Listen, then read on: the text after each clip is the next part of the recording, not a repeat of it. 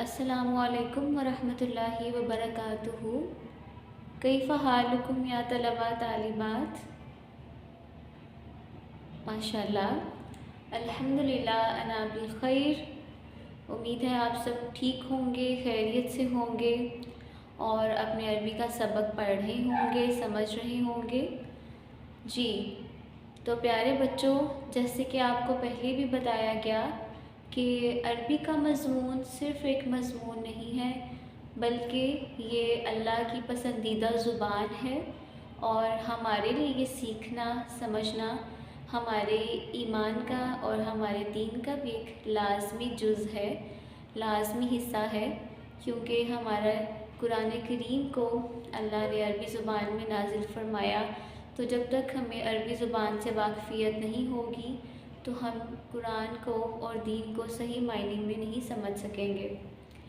जी बेटा, तो आज का मौजू जो आपके सामने लिखा है, हुरूफ़े निदा।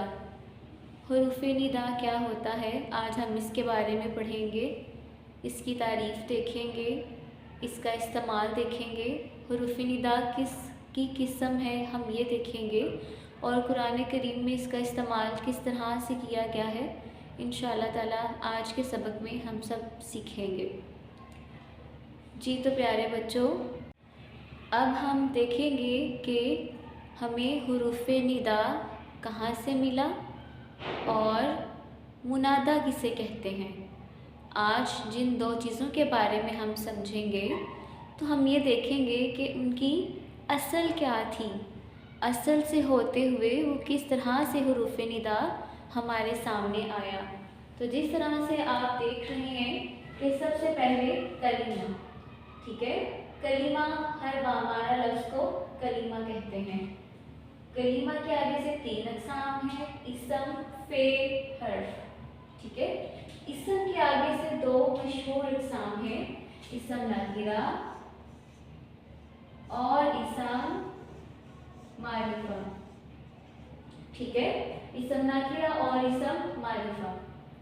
तो इसम मारिफा की एक किस्म है मुनादा, ठीक है। आज हम जिसके बारे में पढ़ेंगे वो इसम मारिफा की एक किस्म है, जिसमें किसी खास शख्स, जगह या चीज़ की तरफ इशारा किया जाता है।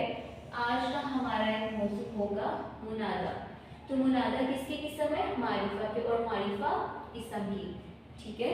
और दूसरी चीज़ जो हम आज सीखेंगे मुनादा के साथ, तो वो होगी हर्फ़े निदा, ठीक है। तो अब हम देखेंगे कि हर्फ क्या होता है।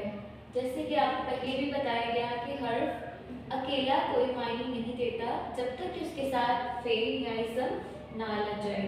तो हरूफ की हम 5 किस्में देखेंगे कि और कौन कौन सी हैं। हरूफ वैसे बेशुमार हैं, मगर यहाँ पे 5 का जिक्र किया गया है। तो उनमें से हरूफ की एक किस्म निदा को आज हम अपने ज़ेरे बहस लाएंगे और उसके बारे में तफसील से पढ़ेंगे। अब हम यहाँ पर देखेंगे कि हरूफ की हमारे पास कौन कौन सी अक़साम आ रही हैं। हरूफ़े जर, हरूफ़े निदा, हरूफ़े इस्तिफ़हाम, हरूफ़े इल्लत, हरूफ़े अतफ़, ठीक है। तो ये 5 अक़साम हमारे सामने हरूफ की हैं, जिनमें से आज हम पढ़ेंगे हरूफ़े निदा को, ठीक है। तो हरूफ़े निदा हमें, ये जो आज हम पढ़ेंगे, इस तरह से हमें कलिमा की 3 अक़साम में से हर्फ एक किस्म है, उस हर्फ में से आगे जो हरूफ है इतने ज़्यादा, उन हरूफ में से एक किस्म निदा है, जिसको आज हम तफसील से पढ़ेंगे। और उसी के साथ साथ मारिफा की एक किस्म मुनादा, जिसका हरूफ़े निदा और मुनादा का आज हम आपस में इस्तेमाल पढ़ेंगे कि इन दोनों को किस तरह से जुमले में इस्तेमाल किया जाता है। प्यारे बच्चों, हम सबसे पहले देखेंगे कि निदा के मायने क्या हैं, इसके लुग़वी मायने क्या हैं। निदा के लुग़वी मायने हैं बुलाना, बुलाना या पुकारना। हम रोज़मर्रा की ज़िंदगी में किसी को बुलाते हैं या पुकारते हैं, आवाज़ देते हैं। उर्दू में हम इस्तेमाल करते हैं अरे, ए, ये अल्फाज, ठीक है। लेकिन अरबी में हम इस्तेमाल हरूफ किसी को पुकारने के लिए, किसी को बुलाने के लिए, ठीक है। तो आज हम उन हरूफ के बारे में यहाँ पर पढ़ेंगे कि अरबी में हम किसी को किस तरह से मुखातिब कर सकते हैं। तो निदा का लुग़वी मायने है बुलाना या पुकारना, किसी को बुलाना या पुकारना। अब हम इसकी तारीफ देखेंगे। किसी को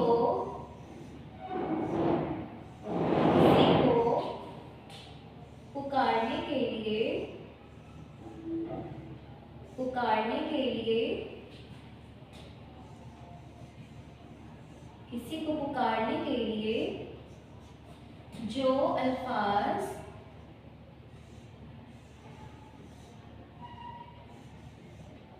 इस्तेमाल किए जाते हैं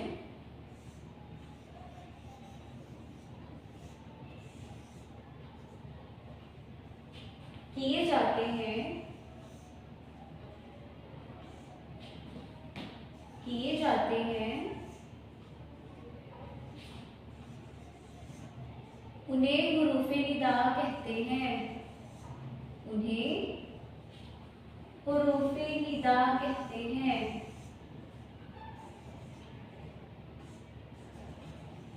चलिए जी, इसकी तारीफ हो गई।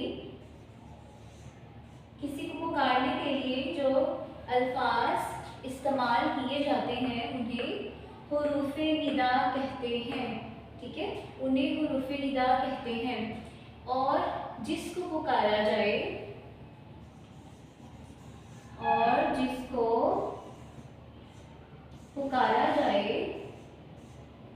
उसे क्या कहते हैं, कौन बताएगा? शाबाश। जिसको पुकारा जाए उसे मुनादा कहते हैं। जैसे कि अभी आपको पहले बताया गया था शजर नसब में कि मुनादा इसम मारफा के किस्म है, ठीक है। जिसको पुकारा जाए उसे मुनादा कहते हैं। चलिए जी, अब हम इसकी मिसाल देखेंगे। ज़ैदू, ठीक है। अब यहाँ पे या क्या है, या हर्फ़े निदा है। और ज़ैदू, यहाँ ज़ैदू का मतलब क्या हुआ? ए ज़ैद, यानी यहाँ पे ज़ैद को बुलाया जा रहा है, उसको पुकारा जा रहा है। या ज़ैदू ए ज़ैद, तो यहाँ पे या हर्फ़े निदा है और ज़ैदू, ज़ैद क्या होगा? मुनादा, जिसको बुलाया जा रहा है, ठीक है। तो इस तरह से आपको इसकी तरकीब करनी आ जाएगी कि या हर्फ़े निदा है और ज़ैदू जो इसम है वो मुनादा है, ठीक है। ये इसम मारिफा है, किसी खास शख्स को बुलाया जा रहा है यहाँ पे ज़ैद को, और ये इसम मारिफा की किस्म है। हमें पता चल रहा है कि यहाँ पे एक शख्स को मुखातिब किया जा रहा है, और वो मुखातिब करने वाले को हम क्या कहेंगे? जिसको मुखातिब किया जा रहा है उसको मुनादा कहेंगे, और जिस हर्फ को इस्तेमाल किया जा रहा है मुखातिब करने के लिए उसे हर्फ़े निदा कहेंगे, ठीक है। तो इस मिसाल को मद्देनजर रखते हुए हम आगे भी इसकी मज़ीद मिसालें हल करेंगे।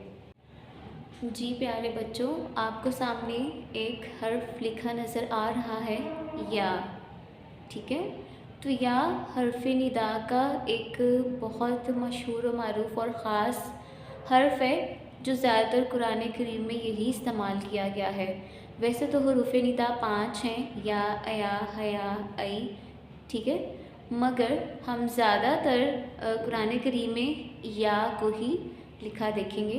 तो आपको भी आज या की प्रैक्टिस करवाई जाएगी, और या के साथ अलिफ लाम वाले मुज़क्कर के साथ और अलिफ लाम वाले मोनस के साथ आप या को कैसे लिखेंगे, तो ये तीनों हालतें इंशाअल्लाह ताला आज हम सीखेंगे। तो सबसे पहले या का क्या मतलब होता है? ए, ठीक है। जिस तरह से हम कहते हैं या अल्लाह,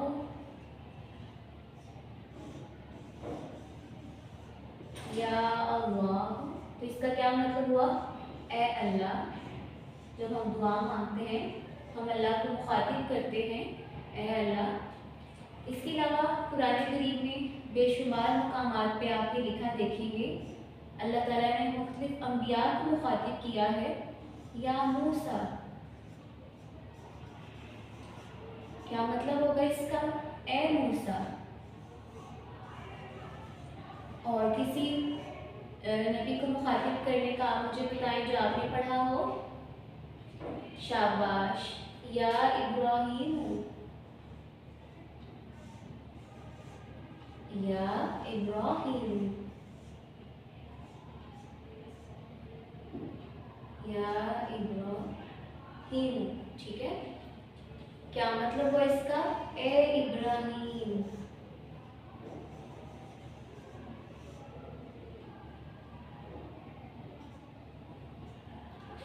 जी प्यारे बच्चों, तो इस तरह से या का इस्तेमाल किया गया है। और आपने ये ख्याल रखना है कि जब या के साथ कोई इसम आ जाएगा तो उसके आखिर में तनवीन नहीं आएगी। जिस तरह से हमने पहली मिसाल पढ़ी या ज़ैदु वाली, ये कायदा आपने ज़हन में रखना है। या के साथ जब कोई इसम आ जाएगा, ठीक है, तो उसके आखिर में तनवीन नहीं आएगी। असल में ये क्या था? ज़ैदु नहीं था, ये था ज़ैदुन। ये था ज़ैदुन। जब इसके साथ हमने हुर्फ़ निदा लगाया तो इसके आखिर से तनवीन हमने ख़त्म कर दी, ठीक है, और सिर्फ एक पेश रह जाएगी, एक हरकत रह जाएगी। तो या के साथ वाले इसम पर सिर्फ एक हरकत आएगी, तनवीन नहीं आएगी। क्यों? क्योंकि वो मारिफा बन जाएगा, वो ख़ास हो जाएगा। तो या के साथ नकीरा मारिफा दोनों आते हैं, तो इसके साथ तनवीन नहीं आएगी, इसके साथ सिर्फ एक हरकत आएगी। ठीक हो गया। और एक और चीज़ जो हम यहाँ पर सीखेंगे, अगर या के साथ अलिफ लाम वाला इसम आ जाए, जैसे अल इंसान, अल इंसान, अब हम इसको कैसे पढ़ेंगे? यल इंसानु? बिल्कुल नहीं, हम इसके दरमियान हर्फ़े निदा और मुनादा के दरमियान, हर्फ़े निदा और मुनादा के दरमियान यहाँ पर अय्युहा लगा देंगे, ठीक है। या अय्यु हल इंसानु, या अय्यु हल इंसानु, ठीक है, या अय्यु हल इंसानु। तो जब अलिफ लाम हो और उसके बाद इसम हो तो हम अय्युहा का इजाफा करेंगे। ठीक हो गया। हमेशा अलिफ लाम से पहले अय्युहा लगेगा और वो मुज़क्कर हो। या अय्युहल इंसानु, तो इसका क्या मतलब होगा? ए इंसान, ए इंसान। तो अब हम इसकी कुछ मिसालें देख लेते हैं मज़ीद जो कुरान करीम में हमने पढ़ी हैं। यहाँ पर हमने या की 3 मिसालें देखी, या अल्लाह, या मूसा, या इब्राहीम।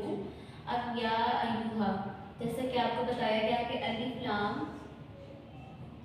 वाले मुज़क्कर के साथ हम लगाएंगे या अय्युहा, ठीक है। तो जैसे कि या अय्युहल, या अय्युहल इंसानु, ये मिसाल हमने सीखी, या अय्युहल इंसानु। अब इसका मतलब है ए इंसान।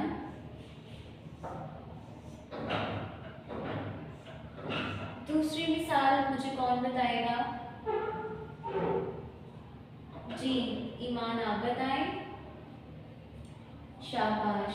हमने कुरान करीम में ये भी बार बार लिखा देखा, अल्लाह ने जहाँ पे अपने महबूब नबी को मुखातिब फरमाया, या अय्युहन नबिय्यु, या अय्युहन नबिय्यु,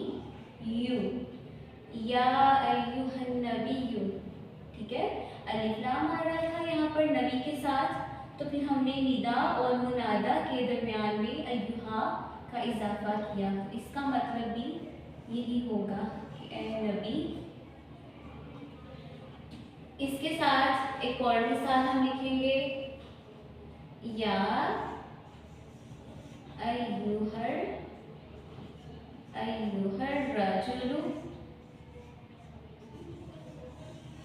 या अय्युहर रजुल। तो इससे मुराद कोई एक ख़ास आदमी, किसी एक आदमी को, कोई ख़ास आदमी को मुखातिब किया जा रहा है जिसके साथ अलिफ लाम लगाया गया है। ठीक है, तो निदा और मुनादा के दरमियान हमने दोबारा अय्युहा का इजाफा किया। इसका मतलब हो जाएगा ए आदमी। ठीक है, अब यहाँ पर देखिए, ये था अलिफ लाम मुज़क्कर के लिए अय्युहा का इजाफा। अगर किसी मौला से पहले अलिफ लाम लगा हो तो फिर हम क्या करेंगे, फिर हम इजाफा करेंगे या अय्यतुहा, या अय्यतुहा। अय्युहा में ता का इजाफा कर देंगे। ठीक है, जिससे हमें मालूम हो जाएगा कि ये मुअन्नस का सीगा है। चलिए जी, अलिफ लाम जिस मुअन्नस के साथ हो उसके साथ हम या अय्यतुहा का इजाफा करेंगे। अब पहली मिसाल हम यहाँ पर लिखते हैं, या अय्यतुहा, या अय्यतुहल बिन्तु। बिन्तु किसे कहते हैं? शाबाश, बेटी को। या अय्यतुहल बिन्तु। ठीक है, ये भी मुअन्नस, तो इसके साथ हमने हर्फ़े निदा भी मुअन्नस लगाया, या अय्यतुहल बिन्तु। क्या मतलब हुआ इसका? ए बेटी। शाबाश, ए बेटी। अब इसके साथ एक कुरान करीम की बहुत ख़ास और मशहूर आयत आप सबको आती होगी, सूरतुल फज्र की आयत मुबारका है जिसमें या अय्यतुहा का इस्तेमाल किया गया है। या अय्यतुहल नफ्सुल, या अय्यतुहन नफ्सुल मुतमइन्ना। शाबाश, या अय्यतुहन नफ्सुल मुतमइन्ना। तो यहाँ पर ये नफ्स मुतमइन्ना की जो ता है, ठीक है, ये मुअन्नस, इस मुअन्नस के लिए हमने ये या अय्यतुहा का इस्तेमाल किया। नफ्सुल मुतमइन्ना, ये गोलता, इससे हमें मालूम हो रहा है कि ये मुअन्नस है मुनादा, तो इसके लिए हमने हर्फ़े निदा मुअन्नस वाला इस्तेमाल किया। या अय्यतुहन नफ्सुल मुतमइन्ना, इसका मतलब क्या है?